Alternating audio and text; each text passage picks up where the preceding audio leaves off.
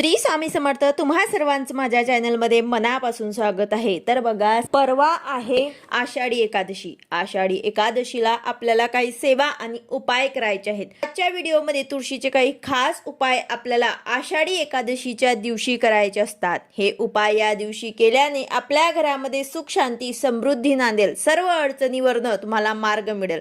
कुठल्याही प्रकारची काही अडचण असेल तर तुम्हाला नक्कीच यावरनं मार्ग मिळेल. तर तो उपाय काय आहे, कशा पद्धतीने करायचं आहे, याबद्दलची संपूर्ण माहिती मी तुम्हाला आजच्या व्हिडिओमध्ये सांगणार आहे. व्हिडिओ पूर्ण बघा जेणेकरून तुम्हाला संपूर्ण माहिती मिळेल. जर तुम्ही चॅनलवर नवीन असाल तर चॅनलला सबस्क्राईब करायला मात्र विसरू नका आणि व्हिडिओला लाईक करायला मात्र विसरू नका. एकादशी तिथी असते ती श्री हरी विष्णूंना समर्पित केलेली असते आणि माता लक्ष्मीला जर प्रसन्न करून घ्यायचं असेल तर सर्वात महत्त्वाचा जो उपाय आहे तो म्हणजेच भगवान विष्णूंची पूजा करणं किंवा भगवान विष्णूंची ज्या घरामध्ये पूजा होते त्या घरामध्ये माता लक्ष्मी सुद्धा लगेच प्रवेश करते.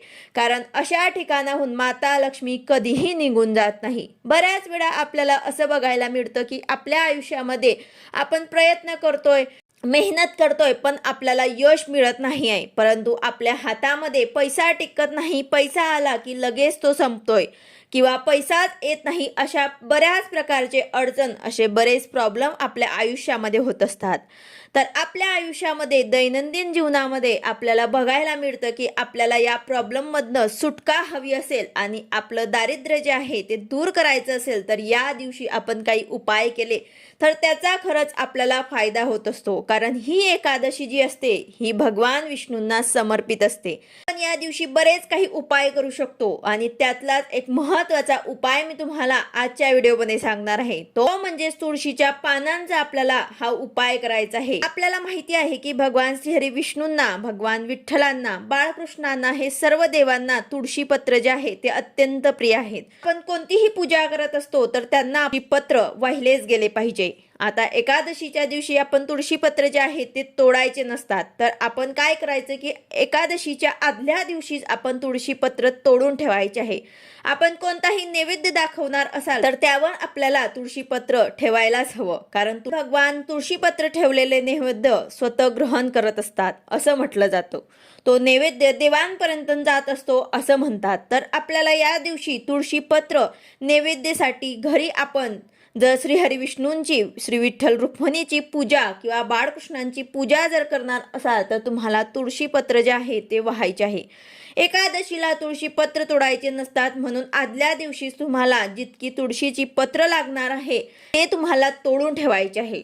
तर या दिवशी आपल्याला सकाळी लवकर उठून देवांची पंचोपचार पूजा करायची आहे. त्यानंतर आपल्याकडे जर विठ्ठल रुक्मिणीची फोटो किंवा मूर्ती असेल तर त्यांना स्नान घालून पूजा वगैरे करून घ्यायची आहे. जर मूर्ती नसेल तर भगवान श्री विष्णूंचा फोटो किंवा बाळकृष्णाची मूर्ती सर्वांच्याच घरात असणारच, तर त्या मूर्तीची आपल्याला व्यवस्थित पूजा करून घ्यायची आहे. हा उपाय तुम्ही बाळकृष्णाच्या मूर्तीवर सुद्धा करू शकतात. कारण बाळकृष्ण हे भगवान श्री विष्णूंचेच अवतार आहे. तर यासाठी आपल्याला विष्णू सहस्रनामाचं पुस्तक लागणार आहे. जर तुमच्याकडे नसेल तर तुम्ही आताच आषाढी एकादशीच्या अगोदर तुम्ही केंद्रामधनं घेऊन या. त्याचबरोबर जर तुमच्याकडे केंद्र नसेल तर तुम्ही कुठल्याही धार्मिक दुकानामधनं सुद्धा तुम्हाला विष्णू सहस्रनामाचं जे पुस्तक आहे ते तुम्हाला मिळून जाईल. अगदी लहान पुस्तक आहे तर ते पुस्तक तुम्हाला घेऊन यायचं आहे. त्यामध्ये विष्णू सहस्रनामावली सुद्धा दिलेली आहे. म्हणजेच विष्णू भगवानाचे 1008 नावं दिलेले आहे. जर तुमच्याकडे 1008 तुळशीची पानं असतील तर प्रत्येक नावाला एक तुळशी पत्र तुम्हाला वाहायचे आहे. जर तुमच्याकडे तुळशी पत्र 1008 नसतील तरी सुद्धा तुम्हाला 1, 11 किंवा 108 सुद्धा असतील ते सुद्धा तुम्ही घेऊ शकतात. या दिवशी तुळशी पत्र आपल्याला वाहायचे आहे.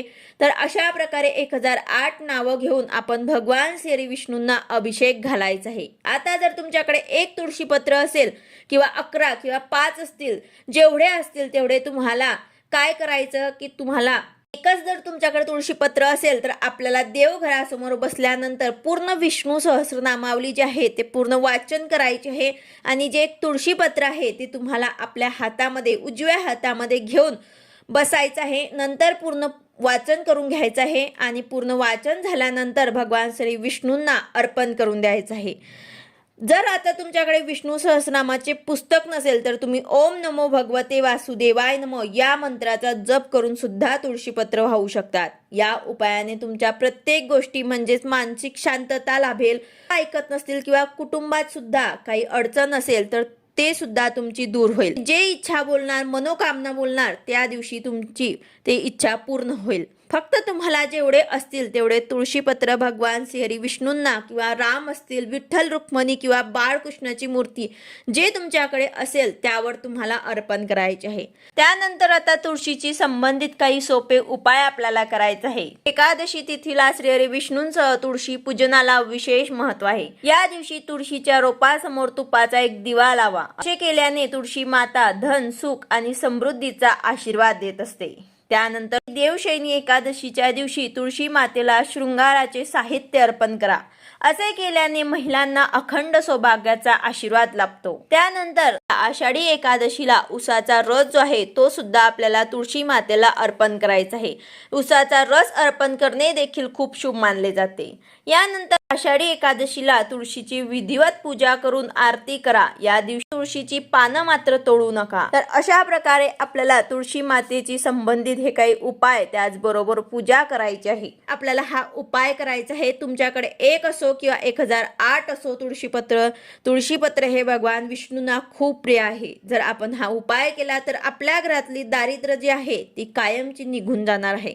कारण माहिती आहे आपल्याला ज्या घरामध्ये भगवान श्री विष्णूंची पूजा केली जाते त्या घरामधून माता लक्ष्मी कधीही निघून जात नाही. त्या घरामध्ये नित्य नियमाने माता लक्ष्मीचा वास होत असतो. माता लक्ष्मी त्या घरावर तितकीच प्रसन्न राहते. आषाढी एकादशीचा दिवस तर अत्यंत शुभ आहे भगवान श्री विष्णूंची सेवा करण्यासाठी. परंतु बाकीचे जे दिवस असतात त्या दिवसांमध्ये सुद्धा माता लक्ष्मीची जशी आपण सेवा करतो तशीच भगवान श्री विष्णूंची सेवा सुद्धा आपल्याला करायची आहे. तर अशा प्रकारे आवर्जून आपल्याला आषाढी एकादशीच्या दिवशी तुळशीच्या पानांचा अत्यंत महत्त्वाचा हा उपाय नक्कीच करायचा आहे. व्हिडिओ आवडला असेल तर लाईक करा, शेअर करा, सबस्क्राईब करा. भेटूया अशाच नवीन व्हिडिओ सोबत. श्री स्वामी समर्थ.